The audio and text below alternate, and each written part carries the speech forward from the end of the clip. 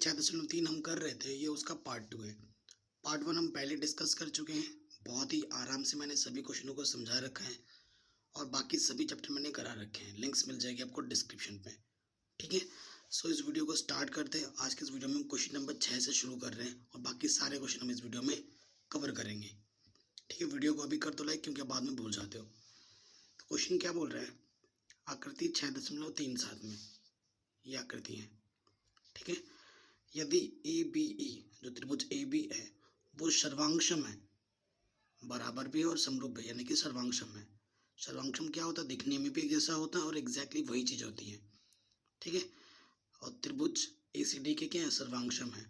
तो दर्शाइए कि त्रिभुज ए डी ई समरूप होगा त्रिभुज ए बी सी की।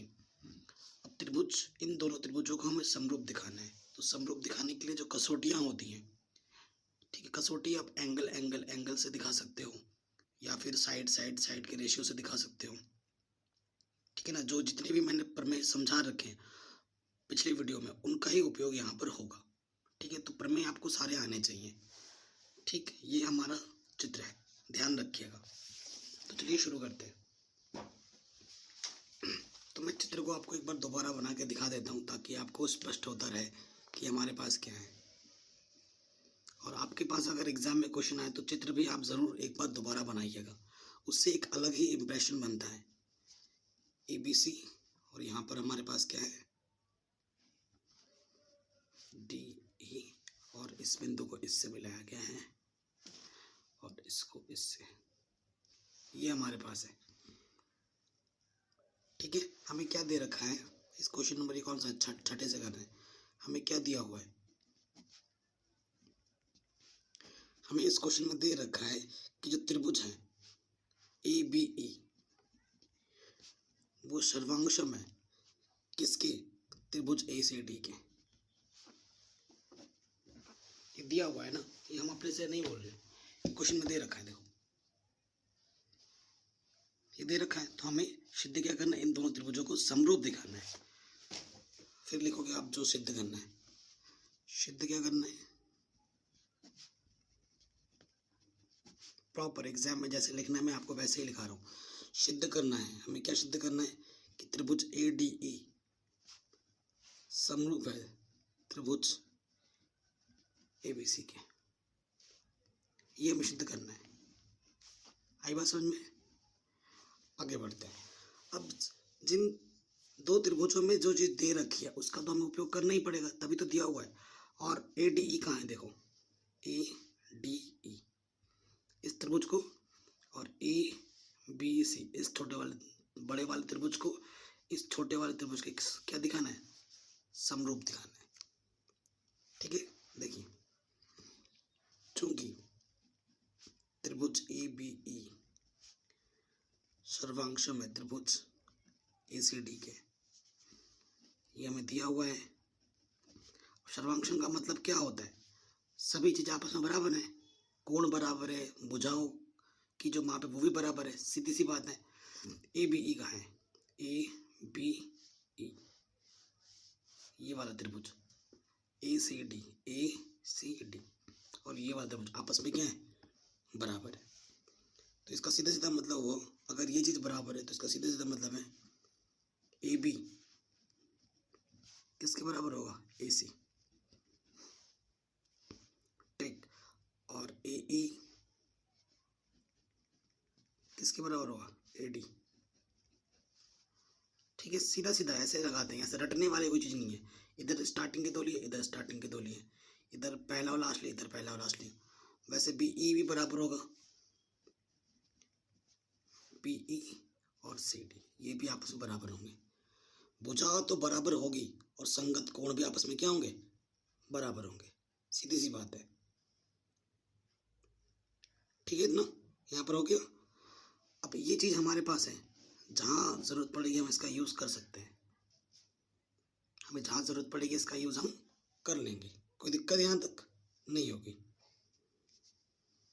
अब जिन दो त्रिभुजों को समरूप दिखाना है वहां पे आ जाते हो।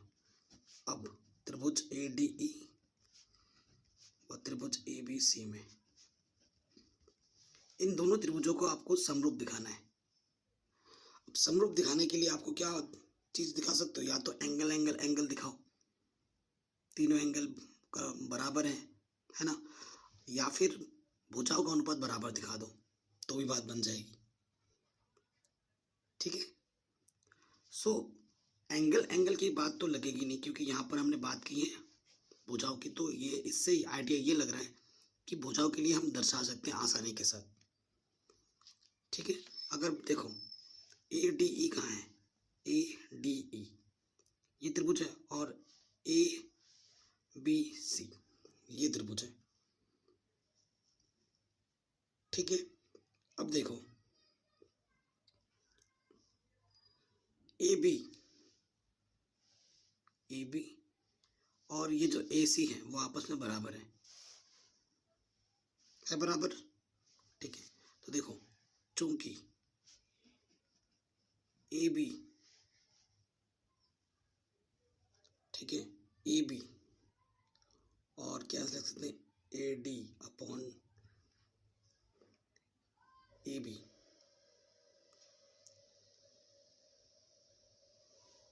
देखिए तो अगर मेरे को दो भुजाओं का अनुपात में बराबर दिखा दो इन दो त्रिभुजों में, और एक कोण बराबर दिखा दो तो बात बन जाएगी। दो भुजाओं का अनुपात में कैसे दिखा सकता हूँ, क्योंकि इस त्रिभुज की और इस त्रिभुज की बात करनी है तो उनका दो भुजाओं का अनुपात बराबर दिखाना है। यानी कि अगर मैं इसका और इसका अनुपात दिखा देता हूँ, इसका और इसका अनुपात दिखा देता हूँ, क्योंकि यही दो त्रिभुज हैं। तो अगर देखो मैं क्या कर रहा हूँ, ए बी छोटे वाले से मैंने क्या ले लिया, सॉरी बड़े वाले से मैंने क्या ले लिया, ए बी ले लिया। ठीक है, और छोटे वाले से मैंने ए डी ले लिया। ठीक है, देखो ए बी किसके इक्वल है, ए बी किसके इक्वल है, ए सी के इक्वल है। इक्वल का मतलब बराबर। और ए डी किसके बराबर है, ए डी किसके बराबर है, ए ई के बराबर। तो देखो ए बी बट्टा ए डी, बड़ा वाला छोटा वाला, बड़ा वाला छोटा वाला, दोनों भुजाओं का अनुपात बराबर ले लिया दोनों त्रिभुजों में। ठीक है, यानी कि एस एस आ गया। अब मुझे एक एंगल दिखाना है, तो दोनों त्रिभुजों में एंगल ए बराबर एंगल ए है, क्योंकि ये तो उभयनिष्ठ है ना। देखो छोटे वाला त्रिभुज लोगे तब भी ए आएगा, बड़ा वाला त्रिभुज लोगे तब भी ए आएगा। तो दो भुजाओं का अनुपात मैंने बराबर दिखा दिया और एक कोण बराबर दिखा दिया, तो क्या लिख दोगे, अतः एस ई एस से साइड एंगल साइड से आप क्या बोल दोगे, त्रिभुज ए डी ई समरूप है त्रिभुज ए बी सी के, हेंस प्रूव्ड। यही हमें सिद्ध करना था। ठीक है, तो क्वेश्चन को बारीकी से पढ़ो, समझो, और जो थ्योरम है उसका सटीक उपयोग करो कि भाई मेरे को करना क्या है, मेरे को प्रूफ क्या करना है और मेरे पास क्या चीज़ें हैं, उन्हीं के उपयोग से आपको चीज़ें लानी है। ठीक है, वही ज़्यादा ज़रूरी है। तो थ्योरम का ज्ञान होना बहुत ज़रूरी है। तो तभी मैंने पहले उस वीडियो में 6.3 के पार्ट 1 में सारे थ्योरम को समझाए थे अच्छे से, और उसके बाद क्वेश्चन को कराए थे। अब ये क्वेश्चन है 6.38, ये आकृति है, ये आकृति आपको दिख रही है। कह रहे हैं त्रिभुज एबीसी के शीर्षलंब एडी और सी परस्पर पी बिंदु पर प्रतिच्छेद करते हैं, दर्शाइए कि ये सब, मतलब चार चीजें ये जो त्रिभुज है आपस में समरूप हमें दिखानी है। ठीक है, सो क्वेश्चन बड़ा हो जाएगा तो हम क्या करते हैं, एक चित्र ना अलग से बना लेते हैं, क्योंकि उसका हमें बार बार करना पड़ेगा, उसको दिखाना पड़ेगा आप लोगों को ना। तो मैं क्या करता हूँ, आप चित्र बना लेता हूँ एक बड़ा करके, आपकी आंखों आपको भी दिख रही है, फटाक से सजाना नहीं है चित्र को, फटाक से बनाते रहना है। यहाँ पे लंब डाला, इस पॉइंट का नाम आपका ई है, ये बी है, एनसीईआरटी देखिए मैं बना रहा हूँ फटाफट आपकी आंखों के सामने। ठीक है, यहाँ से लंब डाला है, यहाँ पर डी है, लंब का मतलब 90 अंश का कोण, और इस बिंदु का नाम पी है और ये सी है। ठीक है, ये देखिए ये चित्र है ना आपके सामने, बना दिया। अब ये जो चित्र है इस पर हमें प्रूफ करना है हर एक चीज़ को। ठीक है, ए डी और जो सी ई है वो शीर्ष लंब है। ठीक है, चलिए प्रूफ करते हैं। क्वेश्चन नंबर कौन सा, 7वां। सबसे पहले देखो दिया है हमें क्या दे रखा है कि जो ये जो AD है वो BC पर का शीर्ष लंब है, तो लंब का मतलब कैसे लिखते हैं, ऐसा। दूसरा क्या दे रखा है, ये जो CE है वो किस पे लंब है, AB पर, तो हम क्या लिख देंगे, CE लंब है किस पर,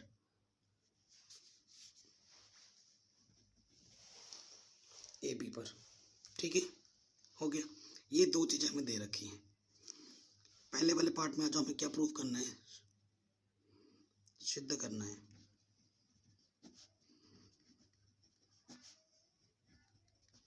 सिद्ध क्या करना है पहले वाले में, त्रिभुज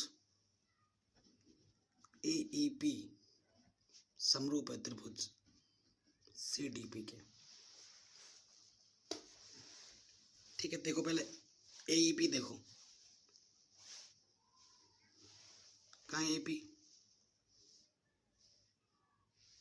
ठीक, और CDP, ये दो त्रिभुज है।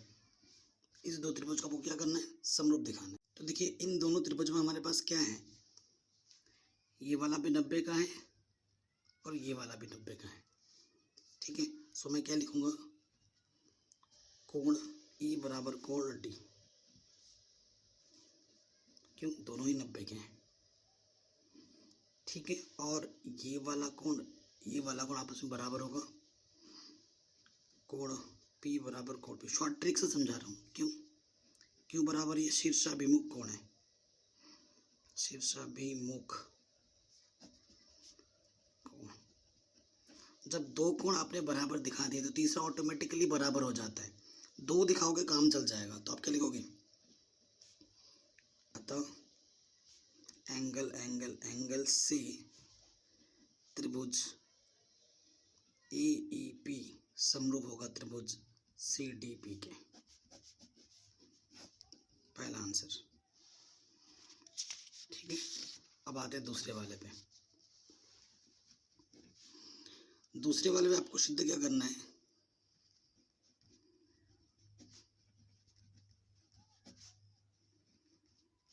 दूसरे वाले में आपको सिद्ध करना है त्रिभुज ABD समरूप है त्रिभुज CBE के, ये हमें सिद्ध करना है। अब पहले देखो ABD कहाँ है, ABD फिर CBE। अब जब थोड़ा स्मार्ट बनो भाई, अब आपको थोड़ा स्मार्ट भी बनना पड़ेगा। देखो B दोनों में दिख रहे हैं, तो मतलब एक एंगल दोनों में उभयनिष्ठ है, तो आप क्या लिखोगे, त्रिभुज ABD व त्रिभुज CBE में कोण B बराबर कोण B, दोनों में कोण B उभयनिष्ठ है, उभयनिष्ठ कोण।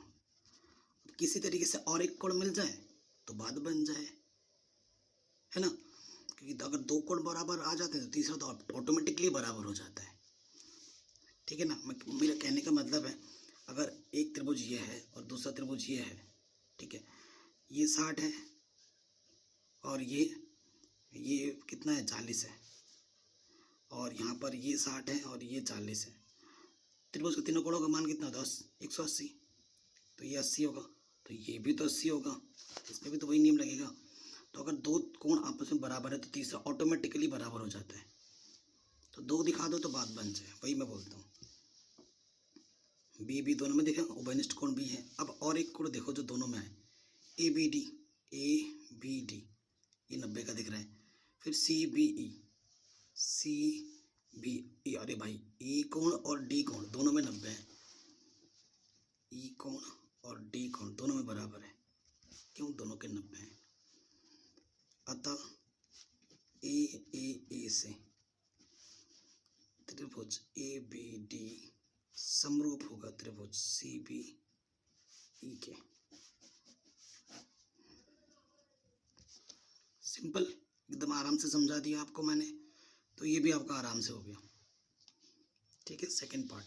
थर्ड पार्ट पे आ जाऊं। थर्ड पार्ट में आपका त्रिभुज AEP और त्रिभुज ADP। अब इन दोनों त्रिभुजों को आपको क्या दिखाना है, समरूप दिखाना है। ये देखिए, ठीक है, ये इसे हमें समरूप दिखाना है। तो चित्र मैंने पहले बना रखा है। अब देखो AEP ये वाला त्रिभुज, फिर ADB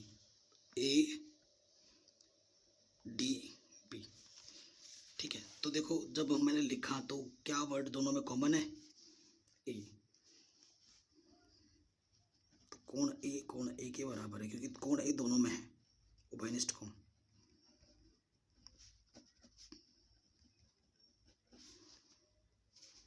ठीक, और कौन सा बराबर है,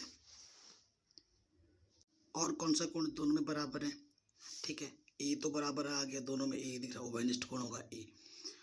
देखो AEP, और कौन सा है ADB तो ये D कोण भी 90 का है और ये E कोण भी 90 का है।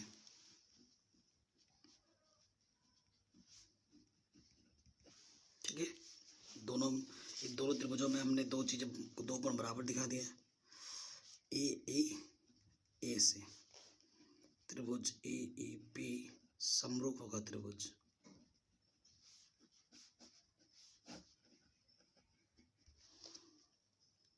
ठीक है, ये चीज हो गई। अब आ जाओ लास्ट वाले पार्ट में, इसके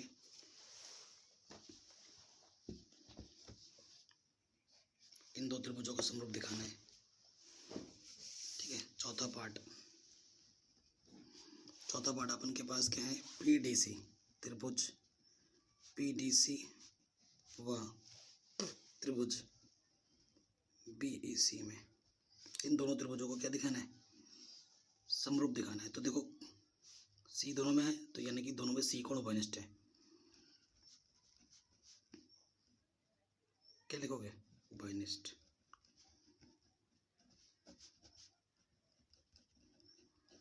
उभयनिष्ठ कोण, ठीक है। और एक कोण बराबर दिखा दो, बात बन जाए। PDC कहाँ है, PDC मतलब ये छोटा वाला कोण, और फिर क्या बोला है, BEC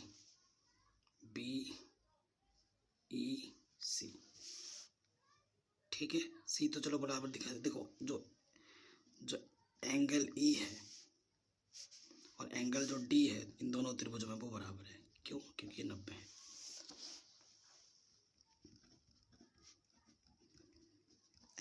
एंगल से त्रिभुज PDC समरूप हो जाएगा त्रिभुज BEC के।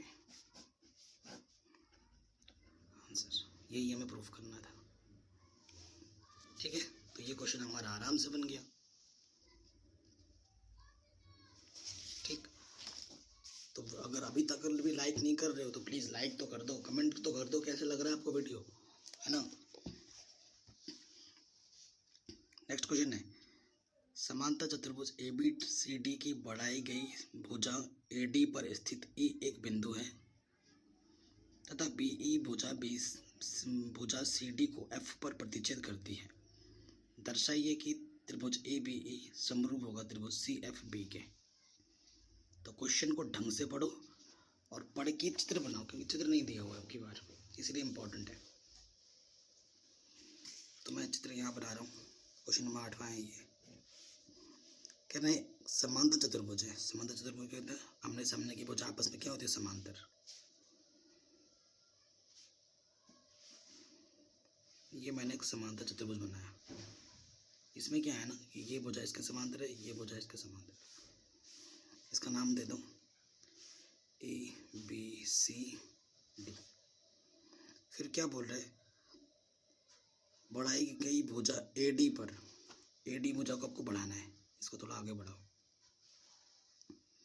E बिंदु स्थित है, यहाँ कहीं पर मान लिया कि क्या बिंदु स्थित है, E बिंदु स्थित है तथा BE तो इसको मिलाना पड़ेगा, मिला दिया। BE भुजा CD को F बिंदु पर प्रतिच्छेद करती है। बना दिया चित्र, ठीक है। तो हमें शुद्ध क्या करना है,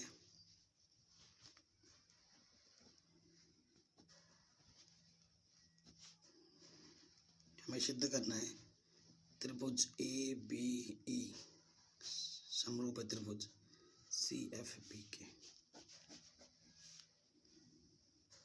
ये चीज हमें क्या करनी है, सिद्ध करनी है।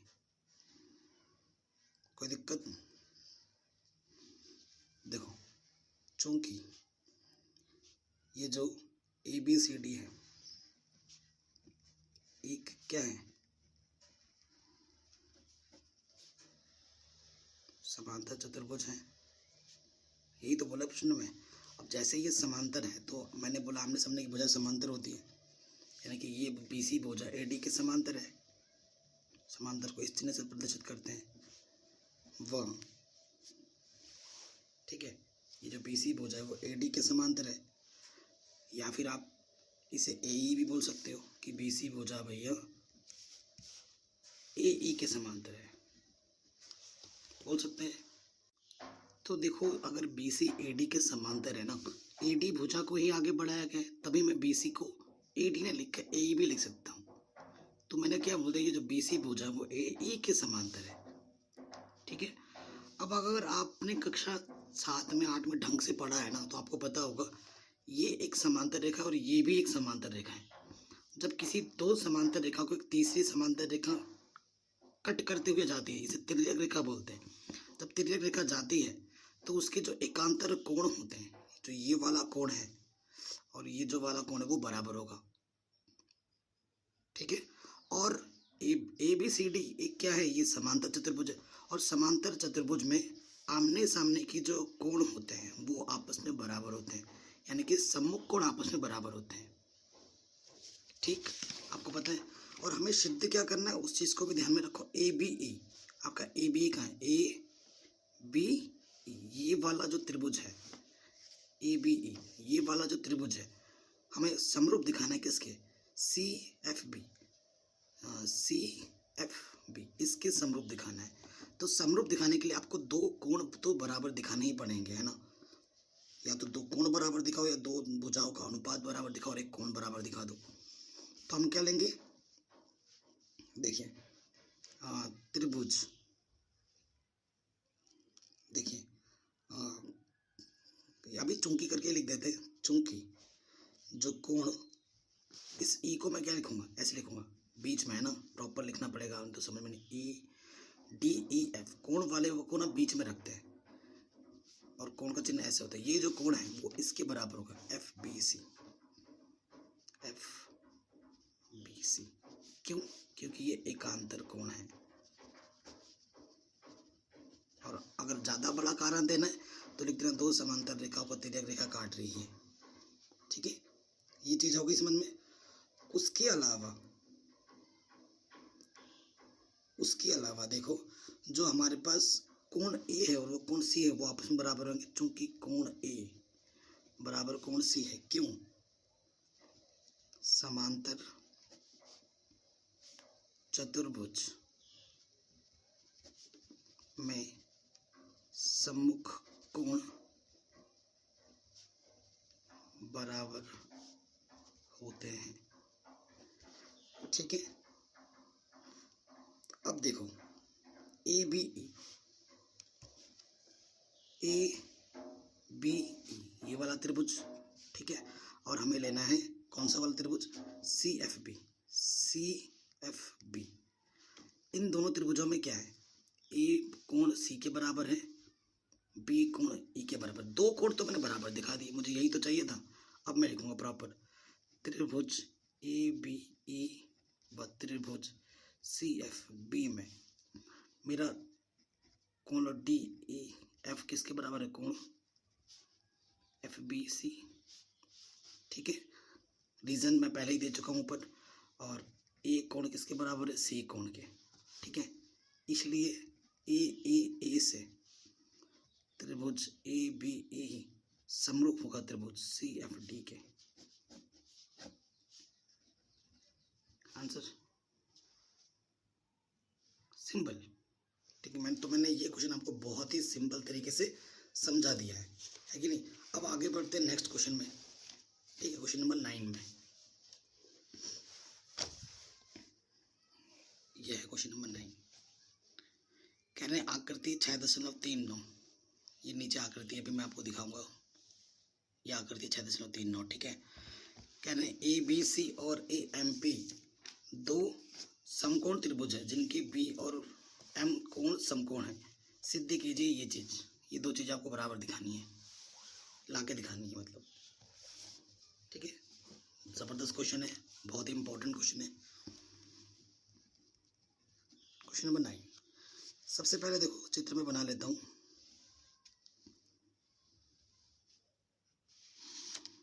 चित्र बहुत इंपॉर्टेंट है, चित्र को समझ गए, जो चीज़ दिया हुआ है वो समझ गए तो बाकी चीज़ें आसान हो जाती हैं। ये वाला लंब बोला है, यहाँ 90 तो इधर भी 90 बनेगा, यहाँ 90 बनाए तो इधर भी 90 बनेगा। नाम लिखो, यहाँ C है, M है, यहाँ A है, यहाँ B है, यहाँ P है। NCERT से देख के बना लिया, ठीक है। तो हमें सबसे पहले दे क्या है, दो समकोण त्रिभुज है, B और M समकोण है। ये B समकोण है, M समकोण है। जो कोण M है वो भी 90 डिग्री का है, ये दिया हुआ है, और कोण P जो है वो भी 90 डिग्री का। समकोण का मतलब 90 अंश। पहले वाले पार्ट में क्या करना है, हमें सिद्ध करना है।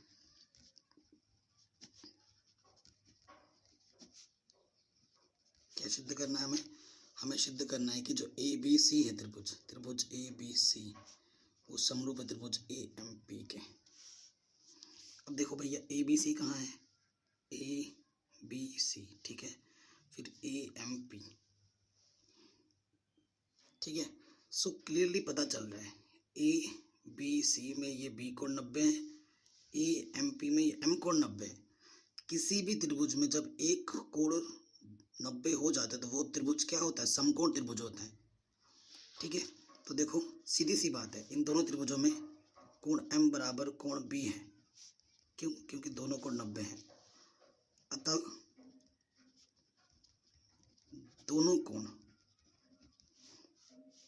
90 होने के कारण यह दोनों त्रिभुज समकोण त्रिभुज हैं, ठीक है। मैं सिंपल वे में बता रहा हूँ। अब दोनों ही त्रिभुज समकोण त्रिभुज हैं, इसलिए क्या हो जाएगा, इसलिए ABC समरूप हो जाएगा त्रिभुज AMP के।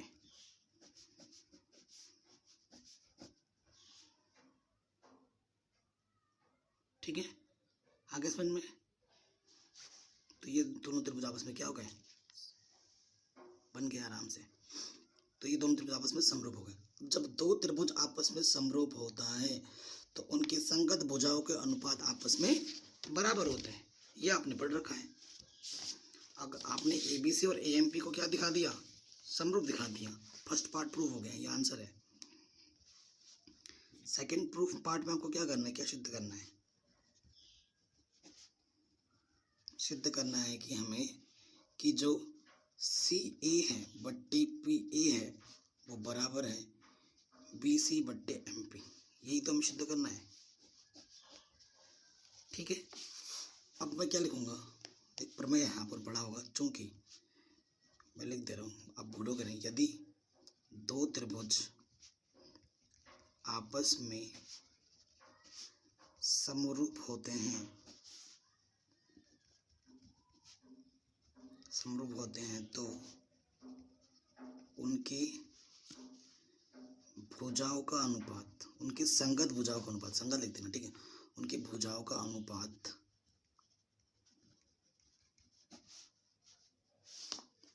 संगत बराबर होता है।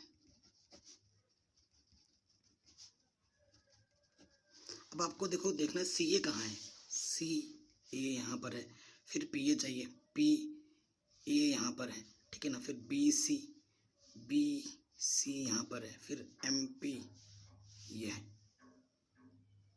ठीक है। तो ये किन दो त्रिभुजों की बात कर रहा है, ये इस त्रिभुज और इस त्रिभुज की बात कर रहा है। इन्हीं त्रिभुजों में ये सब भुजाएं हैं। तो लिखेंगे त्रिभुज ABC समरूप है त्रिभुज AMP, ये दो त्रिभुज आपस में समरूप है, इसलिए इनके भुजाओं का अनुपात बराबर होगा। देखो कैसे निकालना है, AB इधर से लिया बट्टे AM, ठीक है, फिर BC इधर से लिया MP इधर से बट्टे में, फिर AC, फिर AB, ठीक है। ये चीज़ हमारे पास बराबर आ गई। अब देखो CA बट्टा PA, CA बोलो या AC बोलो एक ही है, इसको लेना है और BC इन दोनों, हाँ अच्छा इन दोनों को लेना है। अतः तीनों बराबर हैं, बस दो की बात करनी थी, इन दोनों को लिया है। क्वेश्चन में ये भी दे सकता था, ठीक है। अतः BC बट्टे MP बराबर आ जाएगा, AC लिखो या CA लिखो एक ही बात है, AP लिखो या PA लिखो एक ही बात है। Hence proved. इतने आराम से हो गया ये क्वेश्चन, ठीक है, कोई दिक्कत नहीं है, आराम से हो गया ये क्वेश्चन, ठीक। अब नेक्स्ट क्वेश्चन में आ जाते हैं। 9 भी खत्म, 10 में आ जाओ। देखिए क्वेश्चन नंबर 10वां है, क्या बोल रहे हैं, CD और GH क्रमशः ACB और EFG के ऐसे समद्विभाजक हैं कि बिंदु D और H क्रमशः त्रिभुज ABC और FEG की भुजाओं AB और FE पर स्थित हैं। यदि त्रिभुज ABC समरूप है त्रिभुज FEG के, तो दर्शाइए ये चीज़ें आपस में सत्यापित होंगी। इन चीज़ों को सिद्ध करना है, ठीक है। तो इस पे आ जाते हैं, फिर से बहुत ही ज़बरदस्त क्वेश्चन है, क्वेश्चन नंबर 10, ठीक। तो क्वेश्चन में क्या बोल रहा है, CD और GH क्रमशः कोण ACB और कोण EGF के समद्विभाजक हैं, ठीक है। तो सबसे पहले देखो हमारे पास एक त्रिभुज है,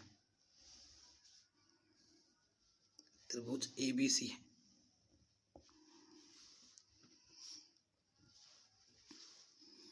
ये क्वेश्चन थोड़ा इंपॉर्टेंट है, ढंग से पढ़िएगा तभी पता लगेगा। त्रिभुज ABC और त्रिभुज FEG की भुजाओं AB और FE पर स्थित है। अब देखिए दो त्रिभुज है, एक नहीं, हमारे पास दो त्रिभुज है, ठीक है। क्वेश्चन को ढंग से पढ़ लो एक बार, नहीं तो आपको कंफ्यूजन हो जाएगी। देखो यहाँ पे क्या बोल रहा है, CD और GH, चित्र नहीं दिया हुआ है, CD और GH क्रमशः ACB और EGF के ऐसे समद्विभाजक हैं कि बिंदु D और H क्रमशः, जो D है वो ABC पर है और जो H है वो FEG पर है, कि भुजाओं AB और FE पर स्थित है। AB पर D स्थित है और FE पर H स्थित है। और हमें ये भी बोला है कि ये दो त्रिभुज आपस में क्या है, समरूप है, तो दर्शाइए कि ये चीजें सत्यापित होंगी। देखो एक त्रिभुज हमारा दे रखा है ABC, ठीक है। ABC AB पर D बिंदु स्थित है और उसका ये समद्विभाजक है, ठीक है। इसी के समरूप एक दूसरा त्रिभुज लिया है जो कि हमारा है, वो भी समरूप है इसके। दूसरा जो त्रिभुज है वो है GFEG, EFG, ठीक है, ये है EFG और FE पर H बिंदु स्थित है, इस प्रकार स्थित है कि ये समद्विभाजक करता है, ठीक है। CD और GH क्रमशः इस पर समद्विभाजक हैं, ACB और EGF के ऐसे समद्विभाजक हैं कि D और H क्रमशः इसके और इसके भुजाओं AB और FE पर स्थित थे।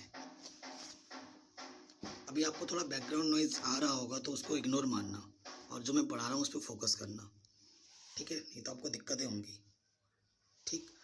ये चीज़ हो गई। अब आगे बढ़ते हैं। हमें पहले ही बोल रखा कि ये दो त्रिभुज आपस में क्या है, समरूप है।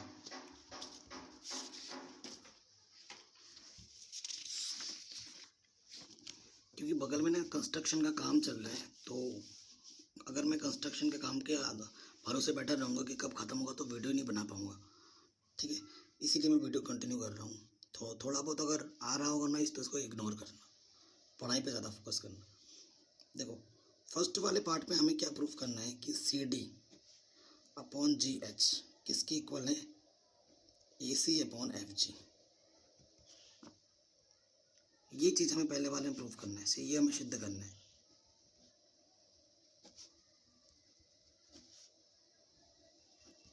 ठीक है, तो देखो भैया सी डी कहाँ है,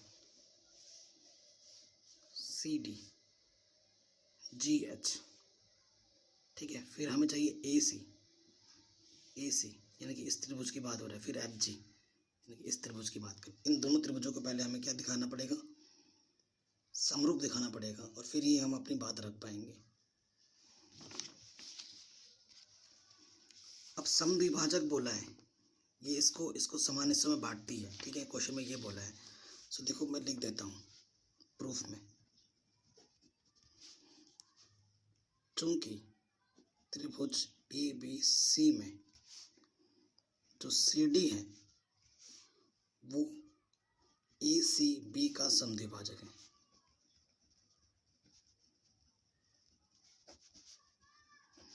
देखो ये जो त्रिभुज ए बी सी है ना, और ये जो सी डी है वो जो इस कोण का ना समद्विभाजक है, दो हिस्सों में बांट देती है समान समान। ठीक है, इधर भी जितना होगा इधर भी उतना होगा, और इधर भी जितना होगा इधर भी उतना होगा। ठीक है, अगर मेरे को ए सी बी निकालना है, ए सी बी निकालना है, तो ये क्या होगा, देखो अगर मेरे को ए सी डी निकालना है और डी सी बी निकालना है, वो ए सी बी का आधा होगा, सीधी सी बात है ना।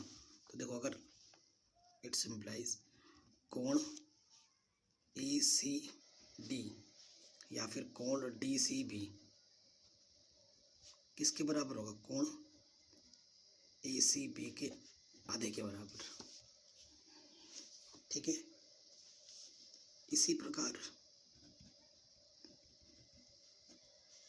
प्रकार त्रिभुज इस वाले में ई एफ जी में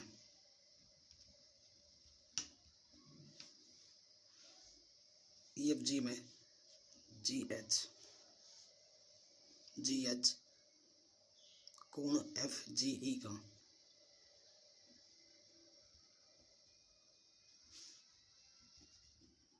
समद्विभाजक है। समद्विभाजक का मतलब ये कोण और ये कोण आपस में बराबर है, यानी कि अगर मैं निकालूं एफ जी एच या फिर एच जी ई, तो ये जो कोण होंगे वो इसके आधे के बराबर होगा, पूरे कोण के आधे के बराबर, एफ जी ई के आधे के बराबर। ठीक है, ये चीज आएगी।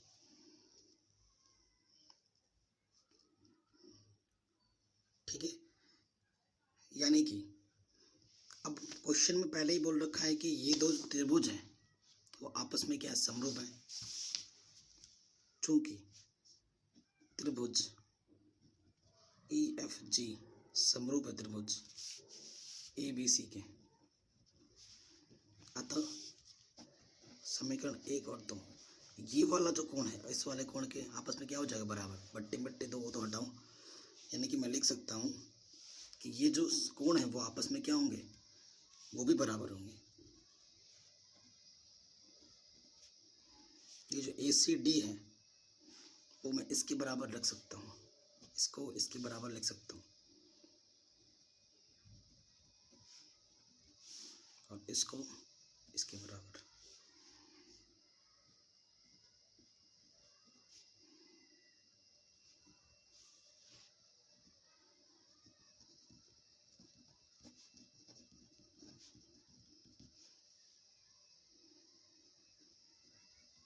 ठीक है, ये दो चीजें मैं आपस में बराबर लिख सकता हूँ, कोई दिक्कत नहीं है। अब देखो पहले वाले पार्ट पे मेरे को इन दोनों त्रिभुजों को मेरे को समरूप दिखाना होगा, तभी मैं भुजाओं अनुपात वाला चीज लगा सकता हूँ। ठीक है, तो देखिए त्रिभुज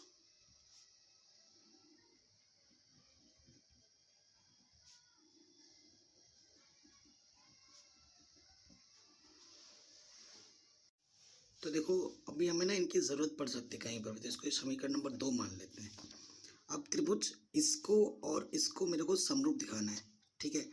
तो देखो मैं लिख सकता हूँ, ध्यान भी रखना क्योंकि ये दो त्रिभुज आपस में पहले से ही समरूप है।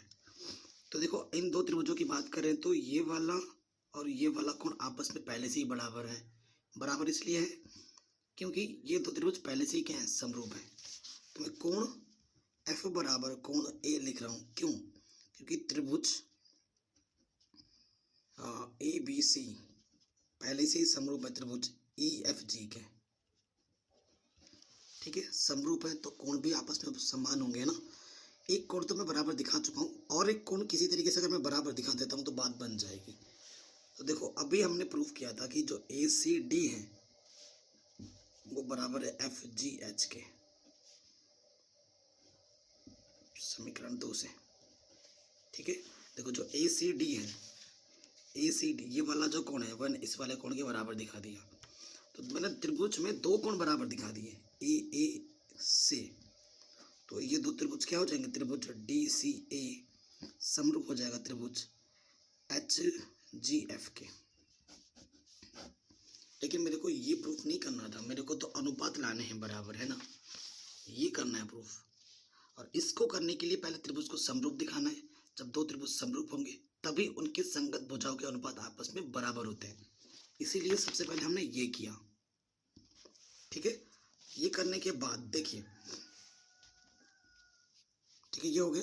अब लिखेंगे सीधा, ऐसे लिख सकते हो क्योंकि दोनों त्रिभुज समरूप है अतः इनके संगत भुजा का अनुपात आपस में बराबर होंगे, ठीक है। ये लिख के देखो, यहाँ से क्या जाएगा, CD बट्टे GH, ठीक है। फिर देखो AC बट्टे FG, आपको यही प्रूफ करना था। आंसर, ठीक है। और आपने ना जाने अनजाने में सेकंड पार्ट भी क्वेश्चन का प्रूफ कर दिया है शायद, DCB, ठीक है। नहीं, थर्ड पार्ट हमने पहले प्रूफ कर दिया। देखो इसको समरूप दिखाना था ना, दिखा दिया हमने समरूप, ये चीज़ पहले ही प्रूफ कर दी है यहाँ पर। ये देखो ये वाला थर्ड पार्ट का आंसर था। सो आपने जाने अनजाने में दो क्वेश्चन एक साथ कर दिए, दो पार्ट को। तो पहला वाला पार्ट आराम से हो गया, थर्ड वाला पार्ट भी हो गया। पहला और थर्ड पार्ट आपस में लिंक थे, ठीक है। अब आ जाओ सेकंड वाले पार्ट पर। सेकंड वाले पार्ट में DCB को और FGE को भी समरूप दिखाना है, तो बड़ा आसान है, ठीक है। तो देखिए अब ले लेंगे ये सेकंड वाला पार्ट, त्रिभुज कौन सा, त्रिभुज DCB और त्रिभुज HGE में, ठीक है। DCB और ये देखो ये वाला कोण और ये वाला कोण पहले से बराबर होगा क्योंकि ये दोनों त्रिभुज आपस में समरूप हैं। और अभी इस समीकरण 2 में हमने दिखाया था कि जो ये वाला कोण है और ये वाला कोण वो आपस में बराबर है। दिखा दिया तो कोण बराबर आपने, तो लिखोगे चूंकि कोण E बराबर कोण B है। क्यों? क्योंकि त्रिभुज ABC पहले से ही समरूप है त्रिभुज EFG के। फिर आप क्या बोलोगे, जो कोण HGE है वो बराबर है कोण DCB, समीकरण 2 से। बराबर दिखा दिया दो कोण, ये देखो है ना, इससे बराबर है। अतः एंगल से त्रिभुज DCB समरूप हो जाएगा त्रिभुज HGE के। आंसर, मैं सोच रहा था कि ना ये कोई पूरा पार्ट मैं आपको पढ़ा दूंगा, जितने भी क्वेश्चन 16 के 16 इस वीडियो में बता दूं, बट अनफॉर्चुनेटली बैकग्राउंड नॉइज़ के कारण मेरे को यहीं पे रुकना पड़ रहा है। और कोई दिक्कत नहीं है, इसका थर्ड पार्ट आएगा। अब मैंने सोचा था इसी पार्ट में सब कवर कर लूँगा, बट कल आपको थर्ड पार्ट प्रोवाइड करा दूँगा। तब तक इन्हीं क्वेश्चनों को अच्छे से रिवाइज कर लो, ढंग से पढ़ लो, ठीक है। तो नेक्स्ट वीडियो जो जितने क्वेश्चन आएंगे वो आप आराम से समझ लोगे, कर लोगे। डिस्क्रिप्शन ज़रूर चेक कर लेना, अगर आपको कोई भी वीडियो नहीं मिल रही है तो ऐसे सर्च करो क्लास 10th, जो भी एक्सरसाइज आपको चाहिए यहाँ लिख दो और फिर चैनल का नाम लिख दो बाय मैथमेटिक्स एनालिसिस। तो आपको वीडियो सबसे ऊपर मिलेगी, ठीक है। मैं हिंदी मीडियम में भी पढ़ाता हूँ और इंग्लिश मीडियम में भी पढ़ाता हूँ। तो आपको जो सी वीडियो देखनी है हिंदी मीडियम की देखनी है हिंदी मीडियम की देख लो, इंग्लिश मीडियम की देखनी है इंग्लिश मीडियम की देख लो।